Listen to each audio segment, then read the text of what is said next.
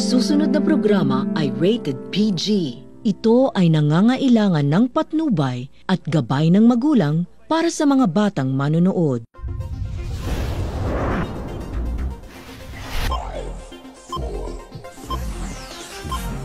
Pinas, gaano nyo ba kakilala ang South America?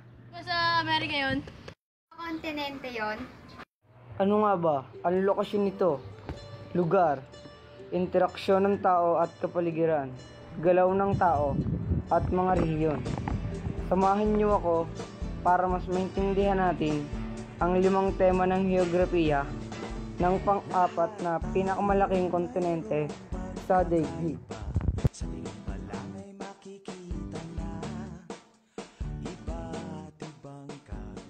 Olamar Gonzalez, 14. Tango, 15. Kayla Zarina Pucelio, 15. Lorraine Bonita, 14. Came from South America. Liza May Pineira, 15.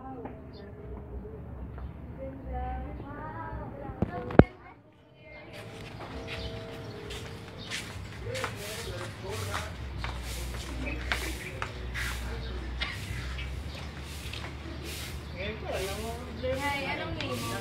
I'm Lorraine. Ako si Saling Nanay. Malay mo ba na aircon daw yung ano niya, ang init dito mga tuto. Anong name mo, kuya? Ako si Jake. Hello po. Hello po. Ikaw po? Paula. Hi. Ba't may accent ka? Saan ka galing? Dito talaga ako sa Pilipinas pinanganak, pero nag-migrate kami papuntang South America.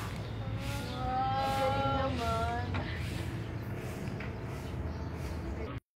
Lorraine, Kuya? maaari ka bang pumasok sa confession room? Okay po.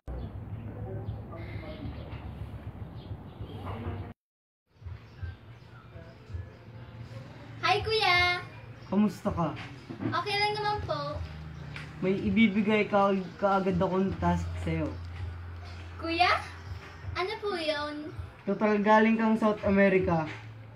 Gusto kong i-share mo sa mga ka-housemate ang 5 tema ng heograpiya ng South America.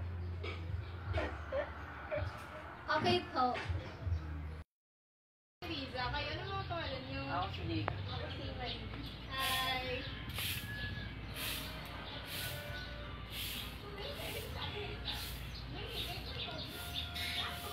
Guys! Meron na agad pinapagawa si Kuya. Sino siya? Ay, siya si Lorraine. Ano daw, tungkol daw sa akin? Kailangan dyan natin gumawa ng 5 tema pang geografiya. Pero tuturuan ko kayo tungkol sa doon. Tungkol ba saan ba? Tungkol sa South America. Ganito kasi yun, ang South America ay kontinente. So yun nga yun. Yung South America pala matatagpuan sa pagitan ng Pacific Ocean at Atlantic Ocean. Yes. Pang-4 siya sa pinakamalaking kontinente sa mundo. Sama. Tapos matatagpuan din siya sa Western Hemisphere ng mundo. Okay guys. Sige, tara simulan na natin. Oh!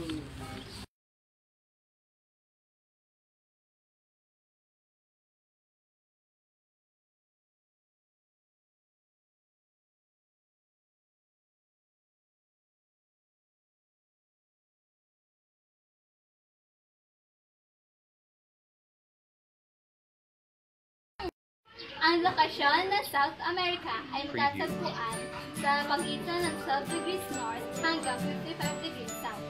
At sa may pagitan naman ng 82 degrees kanluran hanggang 26 degrees silangan. Nasa may katimugan ng South America ang Antarctica.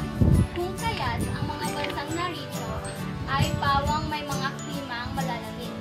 Nasa hilaga naman ng South America ay ang North America, na at more specifically ay ang Mexico. Nasa silangan namang banda ay ang South Atlantic Ocean at nasa kanluran ay ang South Pacific Ocean.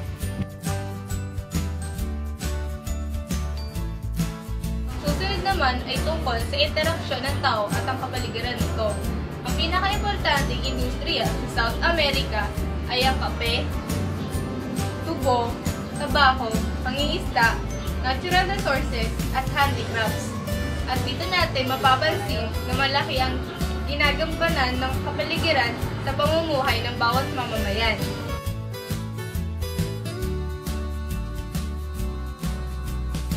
Naming ibabahagi ay tungkol sa mga rehiyon sa kontinente ng South America.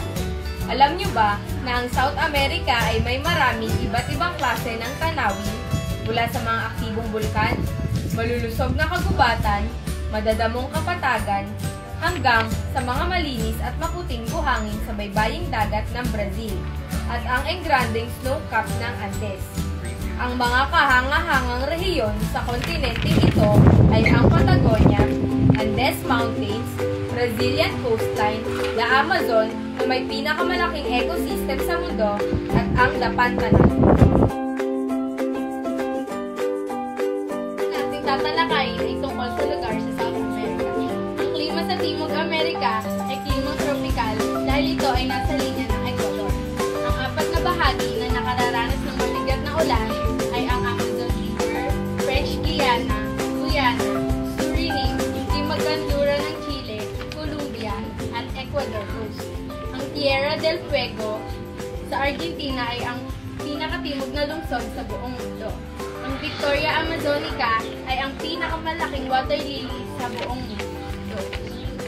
Ang Andes Mountains ang pinakamataas na bundok na may nakahuhumaling na tuktok. Ang Titicaca Lake ay ang pinakamalaking dawa sa Timog Amerika. May lawak na 56 km at may lalim na 475 meters. Tatalakayin ay tungkol sa galaw ng tao sa South America.